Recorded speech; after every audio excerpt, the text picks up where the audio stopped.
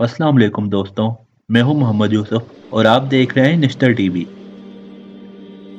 आज से हजारों साल कबल जब दुनिया में हजरत इब्राहिम, हजरत मूसा, हजरत ईसा और हजरत सुलेमान अलैहिस्सलाम जैसे पैगंबरों का नजूल भी नहीं हुआ था और दुनिया अपने इब्तदाई दौर से गुजर रही थी, तो इराक की सरजमीन पर बाबुल नामी शहर की बुनियाद डली, जिसे दुनिया का सबसे पुराना शहर कहा जाता है। और इसके बारे में कहा जाता है कि बाबुल वो शहर था जो दुनिया की सबसे पहली और पुरानी तहजीब थी और इससे पहले इंसानों की कोई तहजीब यानी सिविलाइजेशन आबाद ना थी। इस शहर में अल्लाह ताला ने लोगों की आजमाइश के लिए दो फरिश्ते हारूत और मारूत भेजे, जिनका मकसद लोगों को एक ऐसा इल्म सिखाना था जो इंसानों की तारीख में किसी के पास नहीं था, और वो था जादू। यानी ये फरिश्ते इसलिए भेजे गए थे कि वो लोगों को जादू का इल्म सिखाएं और इन्हें बताएं कि जादू के जरिए जिन्नात से राब्ता करके किस तरह हर उल्टा सीधा काम करवाया जा सकता है और किस तरह अपने मकासद को हासिल किया जा सकता है। लेकिन फरिश्ते किसी को भी जादू सिखाने से पहले ये जरूर बता देते कि हम अल्लाह की तरफ से इम्तिहान हैं, लिहाजा कुफर ना करो। और फिर भी वो इससे वो कुछ सीखते जिससे वो मर्द और उसकी बीवी के दरमियान जुदाई डाल सकें, मगर वो इस जादू के जरिए किसी को नुकसान ना पहुंचा पाते सिवाय अल्लाह के हुक्म के। और उन्होंने वो कुछ सीखा जो उनके लिए नुकसानदेह था और नफ़े का बायस नहीं था। फिर इसके बाद दुनिया मुख्तलिफ ज़मानों से गुजरते रही, मुख्तलिफ कौमें दुनिया के नक्शों पर उभरी और मिटती भी गईं, मगर जादू हर तहजीब का हिस्सा रहा। बनी इसराइल यानी कौम यहूद में भी जादू टोना और अमलियात करना आम था और यहूदी कौम ने इसमें खूब महारत हासिल की। वो ये समझते थे कि हज़रत सुलेमान अलैहिस्सलाम के दौर में जब जिन्नात और इंसान दोनों हज़रत सुलेमान के मातहत थे, तो इस दौर में जिन्नात अपने मकासद को हासिल करने के लिए जिस जादू का इस्तेमाल करते तो वो हज़रत सुलेमान अलैहिस्सलाम की रजामंदी से था। जबकि कुरान पाक उनके इस दावे की नफ़ी करता है और हमें बताता है कि वो इस चीज़ के पीछे लग गए जिसे शयातीन सुलेमान की हुकूमत में पढ़ते थे। सुलेमान ने तो कुफर ना किया था, बल्कि ये कुफर शैतानों का था। वो लोगों को जादू सिखाया करते थे।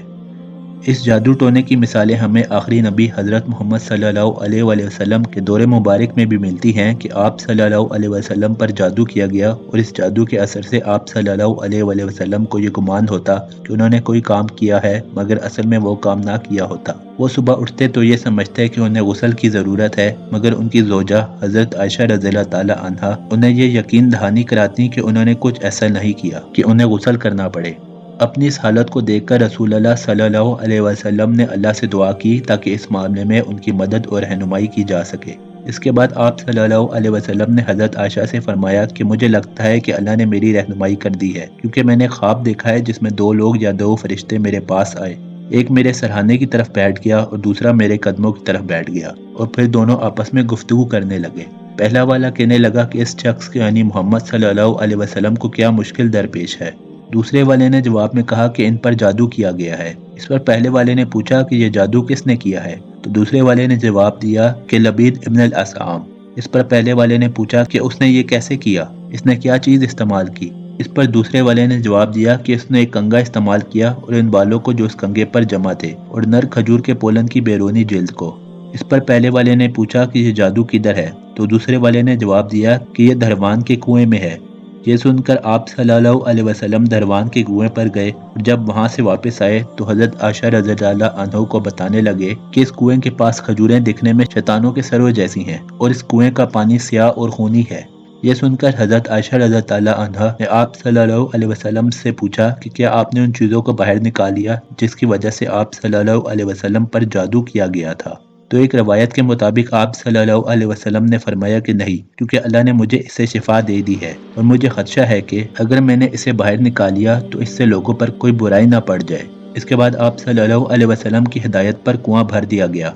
एक और रवायत के मुताबिक सूरह फल्क और सूरह नास इस अहम वाक़े के बाद ही नाजिल हुई थी, ताकि इन सूरतों को पढ़ने वाले को जादू और सहर के मुकाबले में अल्लाह की हिफाजत नसीब हो। और इसी वजह से मुसलमान आज 1400 साल गुजर जाने के बावजूद रसूलुल्लाह सल्लल्लाहु अलैहि वसल्लम की सुन्नत और उन पर नाजिल करदा किताब कुरान के मुताबिक अगर चलें तो वो काफ़ी हद तक सहर और जादू से महफूज रह सकते हैं। और इस बात को रूस से ताल्लुक़ रखने वाली एक जादूगरनी ने भी तस्लीम किया है, जिसके मुताबिक मुसलमानों पर जादू करना सबसे ज़्यादा मुश्किल है, क्योंकि वो हर वक्त अपने एग्रीगोर से राब्ते में रहते हैं। एग्रीगोर यानी एक ऐसी हस्ती जो हर वक्त उन पर नज़र रखे हुए है और उनकी हिफाजत कर रही है, यानी खुदा की ज़ात। उसके मुताबिक मुसलमान चूँकि हर रोज़ अल्लाह से राब्ते में रहते हैं और नमाज रोज़े की पाबंदी करते हैं, इसलिए उन पर जादू करना इंतहाई मुश्किल है और ये सब ईसाइयों से मुख्तलिफ है, जो कभी चर्च आ भी जाएं तो फिर अगले 5 साल वो दोबारा नजर नहीं आते। लिहाजा इसके मुताबिक किसी भी सच्चे मुसलमान पर असरअंदाज होना इंतहाई मुश्किल है, क्योंकि जब ये इस पर असरअंदाज होने की कोशिश करती है और अपने दिमाग में इसका ख्याल लाती है तो एकदम से उस मुसलमान का ख्याल इसके दिमाग से हट जाता है। यहाँ तक कि ये जादूगरनी उस मुसलमान की तस्वीर देखकर भी उसको अपने दिमाग में सोचने की कोशिश करती है, अगर वो इसमें नाकाम हो जाती है। जादूगरनी का कहना है कि ये सब होने के बाद वो बड़े वाज़े अंदाज में समझ सकती है कि ये कोई ऐसा हल्का या हिसार है जो इस मुसलमान की हिफाजत कर रहा है। That it's more difficult to influence a person if he keeps his thoughts in purity. Yes, absolutely. When faced with various religions, it is very difficult to influence Muslims. They are in a constant connection with the egregore. They do namaz every day and read prayers on a daily basis. They are constantly under some kind of a dome, so it is very difficult to influence them. When you start impacting a person, he begins to address in a prayer. Indeed, many of them are very different from those who come to church only when everything is bad in their life. They come to pray and then for 5 years they forget about God, some canons, and so on. Muslims, as a rule, passionately believe and passionately give energy to their egregore, and this egregore protects them very well. That's why it is very difficult to work to make any kind of influence on a true Muslim believer. Is this some kind of a good egregore? Well, for them, yes. This egregore is good for adepts who contribute good energy to it. How do you sense it? For instance, you have found an energy trace of such person. What's next? Do you try to drag him somehow to visualize this threat and you fail? Or how do you do that? It disappears. I cannot get a grip on it. I focus on it, but something immediately knocks me out of the flow, just like that. Or I visualize a person in front of me clearly and can affect him even at a mental level, but some image is not created in my mind at all.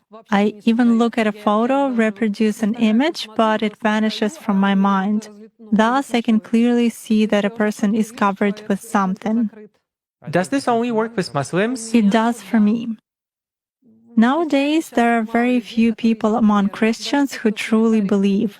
Even those who write in their comments that God is in the soul, that they are all faithful believers, but in reality they are not. Even most often they write that all this is a sin, but then ask in a private message how to make a rubbing spell. Such cases also happen. A rubbing spell? A rubbing spell.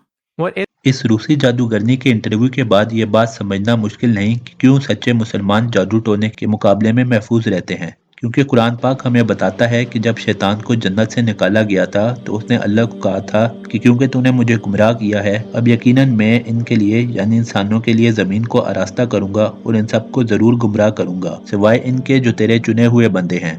इस पर अल्लाह ने जवाब दिया कि ये मेरी तरफ आने वाला सीधा रास्ता है, बेशक मेरे बंदों पर तेरा कोई इख्तियार नहीं सिवाय उन लोगों के जो तेरी पैरवी करें गुमराहों में से। अल्लाह ताला से दुआ है कि अल्लाह ताला हमें उन थोड़े लोगों में शामिल फरमा दे जो उसके खास शुक्रगुजार बंदे हैं और जिन पर शैतान का कोई जोर नहीं। आमीन। तो दोस्तों, हमारी आज की वीडियो को लाइक और शेयर करना मत भूलिएगा और हमारे चैनल निश्तर टीवी को भी सब्सक्राइब कर लें ताकि आइंदा एक और नई और इंटरेस्टिंग वीडियो आपके साथ शेयर कर सकें। अल्लाह हाफिज़।